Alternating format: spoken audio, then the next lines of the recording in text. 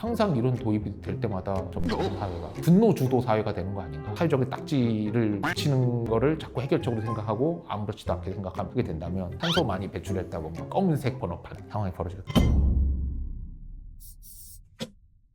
빨간 번호판 얘기를 좀 다뤄보라고. 이미 비슷한 제도를 하나 시행하고 있죠. 연두 번호판이라 해서 8천만 원 넘는 법인차 같은 경우는 연두 번호판을 달고 있는데 사실상 탈세, 법인차를 사적으로 이용하면서 법인 돈을 뺏어 쓰는 이런 걸 좀 방지해 보려고 이런 거가 도입이 됐죠. 그러니까 약간 옛날에 비해서 좀 억제하는 효과는 있을 것 같은데 그 맥락에서 빨간색 번호판 얘기가 나오고 있죠. 법안으로 본격적으로 논의되는 거 아니라서 구체적으로 말씀드리긴 그렇지만 음주운전 전과자들에게는 빨간 번호판 달게 해야 된다 논의가 나오고 있는 것 같아요. 저도 참 음주운전자에 대해서 정말 싫거든요. 저도 자전거 타니까 야간 탈 때 진짜 조마조마해요. 나는 법령을 지킨다고 지키는데 음주운전하는 사람이 따라와가지고 치고 가는 게 아니라 밀고 간다 그러죠. 네, 밀고 가면 어쩌지? 이런 생각이 들어서 음주운전자에 대한 처벌이나 이게 다양화되고 강화됐으면 좋겠다는 생각은 하고 있지만 이 빨간 번호판이 좀 적정하냐, 올바른 대책이냐 이게 문제가 되는 거예요. 뭐 항상 새로운 처벌이 도입될 때마다 법에 대해서 위헌성을 심사할 때 4단계로 보통 심사를 합니다. 헌법재판소에서. 첫 번째는 목적이 정당하냐, 두 번째는 과연 그러면 이게 효과적이냐, 그리고 세 번째는 침해의 최소성. 뭐냐면 같은 효과를 내는 더 가벼운 수단이 있는데 더 센 거를 동원한다? 이건 침해 최소성을 지휘반이에요. 아이가 말을 안 들어요. 타일러서 할 수도 있는데 뜨거운 물에 빠뜨린다. 물론 애 말 듣게 하는데 둘 다 효과적이지만 동일한 효과를 내는데 구태여 가학적인 수단을 쓴다? 여론이 강해지거나 그러면 사람들이 가학적인 수단을 더 선호하는 측면이 있어. 분노하고 그러니까. 그래서 사실 저는 침해 최소성은 가학 방지라고 생각합니다. 그리고 법익의 균형성. 어떻게 보면 침해 최소성과 같은 맥락인데 한번도 균형이 맞냐 이거예요. 망신을 주는 것까지는 좋은데 과연 이 망신을 조고하면서 하는 게 큰 법익을 추구하고 있냐, 이걸 따져보는데, 자, 역사를 한번 살펴볼게요. 목적의 정당성이 부정된 사례 있을까요? 정말 없어요. 한두 개 정도인데 한 100년 역사로 하면 적어도 외국에는 있습니다. 맞추시면 스타벅스.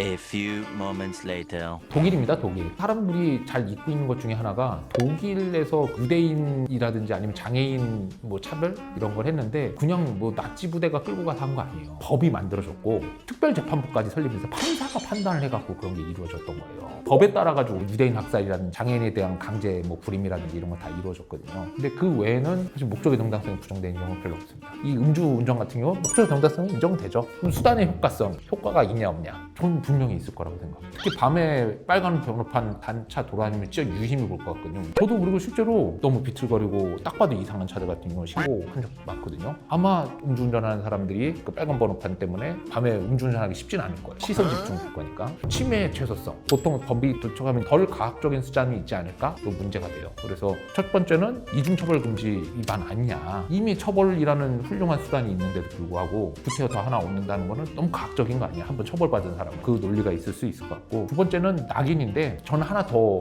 문제가 있다고 생각하는 게 가족들에 대한 처벌이 이루어지는 문제가 발생하는 것 같아요. 음주운전하는 건 우리 아빠인데 애들까지 손가락질을 받는, 이쯤 되면 좀 가학적이라고 느껴지지 않으세요? 본격적으로 논쟁이 될 거라고 생각합니다. 근데 마지막으로 말씀드리면 저는 이런 식으로 새로운 제재가 도입될 때마다 논쟁을 많이 지켜보긴 했는데 결국에는 이런 목적의 정당성, 수단의 효과성, 침해 최소성, 균형성 같은 경우는 일종의 중력일 뿐인 것 같아요. 중력이 있다 그래서 지구 탈출 못하는 거 아니잖아요. 사회적 분노가 커지거나 그러면 마치 로켓처럼 그 중력권을 탈출하는 일이 벌어지는, 법 논리를 뚫는 일이 벌어지는 걸 많이 봐왔기 때문에 법적으로 논리적으로 말이 안 된다고 생각하는 경우가 통과된 경우도 많이 봤고, 이미 처벌을 받고 끝난 과거의 성범죄자들한테 전자발찌를 채우는 문제가 있었어요. 그때도 마찬가지거든요. 이거 가학적이냐 아니냐 논란이 있었지만 결국에는 합헌됐습니다. 민식이법 같은 경우도 그렇죠. 너무 과도한 거 아니냐 논란이 있었지만 결국에는 사회적 분노를 타고 중력을 탈출하는 것 같기 때문에 이게 도입되냐 안 도입되냐 논리의 문제는 아니라고 봐요.